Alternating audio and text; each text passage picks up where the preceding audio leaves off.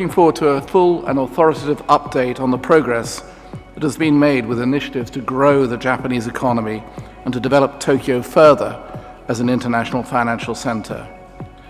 The potential for cooperation between the financial centers of London and Tokyo is exciting, as are the opportunities for European investment in a strong Japanese economy. The financial sector is tasked with the important role of efficiently allocating capital to growth sectors while assisting the asset building of individuals living in a rapidly aging society. How to approach this issue will be one of key topics at the G20 summit chaired by Japan this year. Prioritizing aging for Japan's G20 presidency reflects the universal nature of these challenges.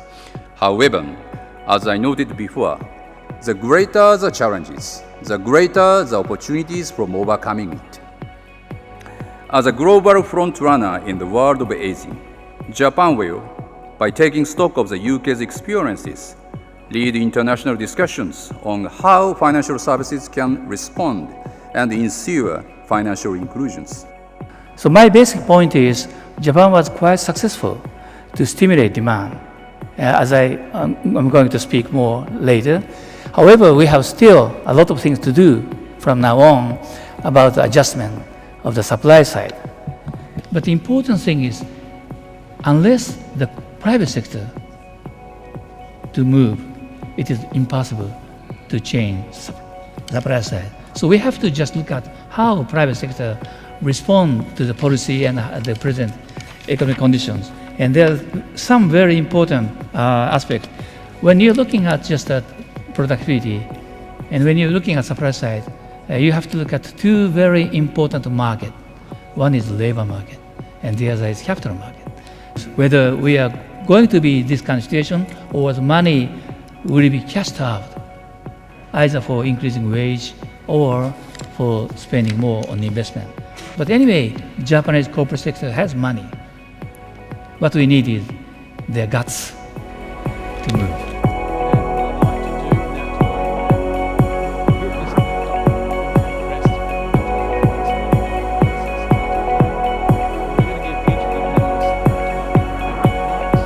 But really for me, there's kind of three key sort of similarities and challenges that both Europe and Japan together face. The first one relates to aging.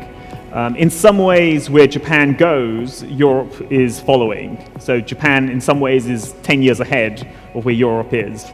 What has been surprising is how much growth Japan has actually been able to generate with a shrinking working age population. And the way they've been able to do that is to raise the participation rate in the labor force. Under Abenomics, that was particularly the case with the number of females entering the workforce, and also increasing immigration as well. And then the other side has been to get more elderly people to work as well. I will introduce two main points of that budget. Firstly, as I told you, early childhood education will be free of charge from this October. The amount of spending for free early childhood education is 388 billion yen. The current system for social security focuses on the benefits for the elderly people, but the government formulates the budget in order to make the system accommodate all generations' needs. The financial resources for these items will be the revenue from the consumption tax rate hike. Secondly, the consumption tax rate hike would have an impact on the Japanese economy. So we are allocating 2 trillion yen for the temporal and special measures in order to mitigate the impact on the economy. And government and private sector work together to advance Japan's future growth plan, Society 5.0. The plan aims to develop a new society where anyone can create a value and enjoy prosperity and safety. This effort is also aligned with the sustainable growth, SDGs growth. And growing ESG investment is expected to support this initiative, I think. And ESG investment is still at the developmental stage in Japan.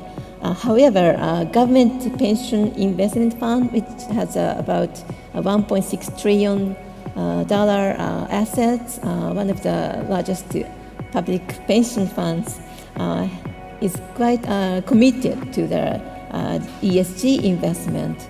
And it has changed the capital flows of Japan. We're here to talk about in this panel about achieving sustainable growth for the Japanese economy.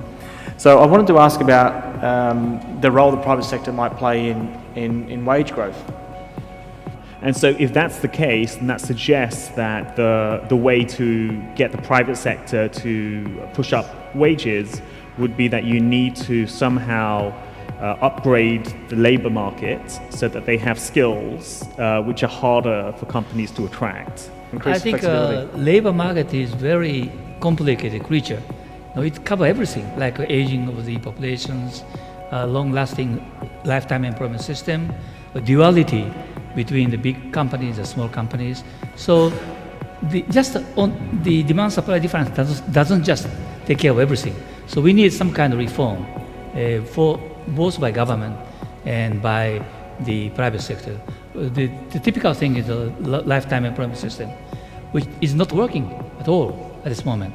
So there's a lot of challenge of the changing the employment system.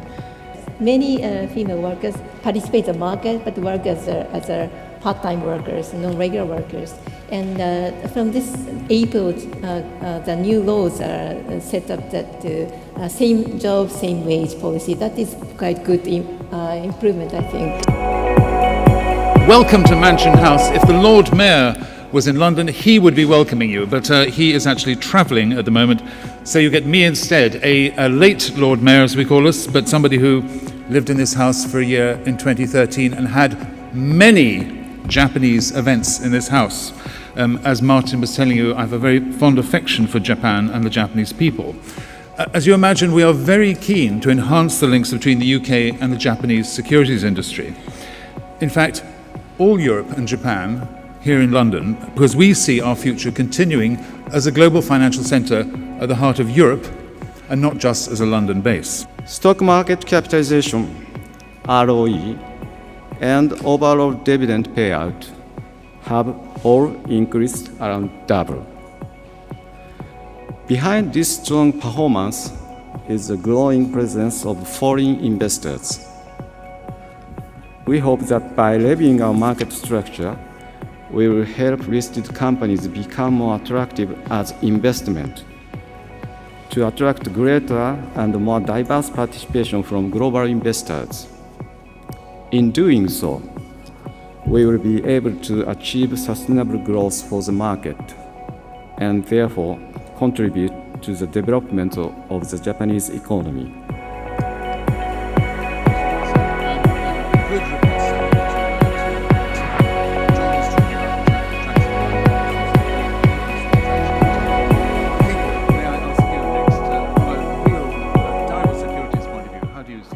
Quite a significant portion of that will be retained.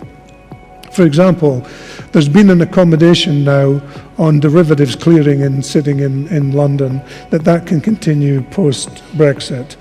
But there's been not an equivalent undertaking on over-the-counter derivatives, which is still a very large number, and that has to be subject to bilateral agreements between London and the EU. So that's still under discussion at this point in time.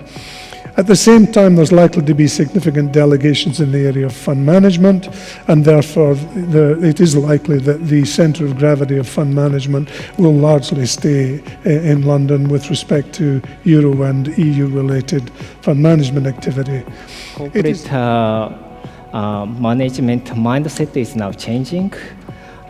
And I should hesitate to say this in public, but I remember that just 10 years ago, most Japanese corporate management didn't know that what the ROE means. But I think that that most Japanese corporate management thinks says that that ROE is very important, and also that capital efficiency is very important. So I think that corporate management mindset is totally and drastically changing. But as I mentioned, that we are still in the midst of the corporate governance reform, so that we need to achieve the better and hopefully the best corporate governance.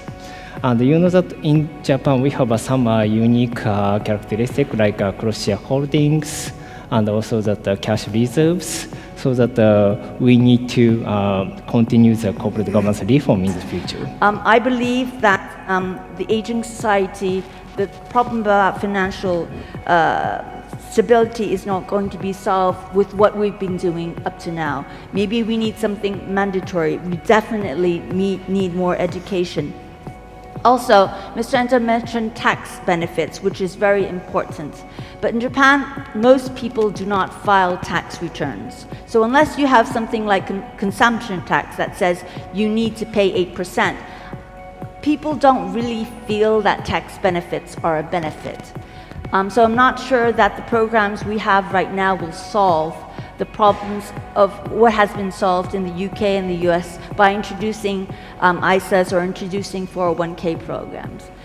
But aging society is a reality, and I hope that Japanese people, when they read about what we need to do, not just in her book, but in other, through education, we will be able to get where we are to get a healthy financial situation. And one thing, Mr. Endo mentioned it's an opportunity for the financial industry, and we need to take advantage of that opportunity. Japan is an interesting and fascinating country to do business in. I've been to Japan for over 20 years. We've had a long-standing business in Japan through joint ventures that were very successful. The first lesson, and I think we were right initially, for us, that if you're going to be successful in Japan, you've got to do it with local people primarily, and you've got to do it with a 10-year business plan. I think too many companies go in with a 3 to 5 year business plan, big investment budget, big losses, and then you pull in your horns. We didn't go this way. We built it up very slowly, and that's worked really, really well for us. The other big learning of doing business in Japan, for us anyway, was how incredibly innovative the country is and the market is. Much of our product innovation that we're generating for clients worldwide actually comes from initial conversations in Japan. And they're also looking for practical things like great education and workforce and good high-speed internet connections and effective digital frameworks. So I guess there's a lot to play for. It's a very exciting time, but it's a very uncertain time. And when I hear the wonderful description you gave of the shifting fortunes of the league tables for the big banks, when I look at how London and New York have danced back and forth in terms of the business aid tract, and Tokyo as well, the one thing that's very clear is that although the pattern of the financial ecosystem can seem to be set in stone for a period, it can actually be very fluid over the decades. And my last big prediction is that as digital technology and globalization keeps rising, if the internet keeps connecting the world, the potential fluidity with which business could move will only increase, not decrease.